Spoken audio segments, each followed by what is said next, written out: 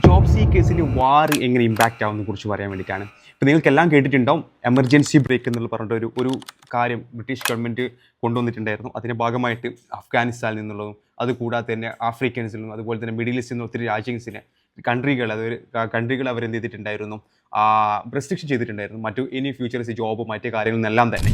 So in case നമുക്കും പ്രതീക്ഷിക്കാം in case India എന്നുള്ള രാജ്യത്തെയും കൂടി അവർ അതിലോട്ട് ഉൾപ്പെടുത്താം എന്നുള്ളത്. അപ്പോൾ കറൻ്റ് ജോബ് സീക്കുന്ന ആരെങ്കിലും ഉണ്ടെങ്കിൽ നെഗറ്റീവായിട്ട് എടുക്കരുത്, അല്ലെങ്കിൽ നിങ്ങൾ ഏൽപ്പിക്കാൻ വേണ്ടി വരുന്നതല്ല. പക്ഷേ എന്തെങ്കിലും ഒരു കാര്യം വന്നു കഴിഞ്ഞതിന് ശേഷം ചിന്തിക്കുന്നത് എത്രയോ ബെറ്ററാണ് ഏർലിയസ്റ്റ് ആയിട്ട് അതിന് വേണ്ട ഒരു പ്രിക്കോഷൻ എടുക്കുക എന്നുള്ളത്. സോ കറൻ്റ് ജോബ് സീക്കുന്ന ആരെങ്കിലും ഉണ്ടെങ്കിൽ ഫാസ്റ്റായിട്ട് ആക്സിലേറ്റ് ചെയ്ത് എന്തെങ്കിലും ജോബ് ആപ്ലിക്കേഷൻ കാര്യങ്ങൾ മുന്നോട്ട് നോക്കുക.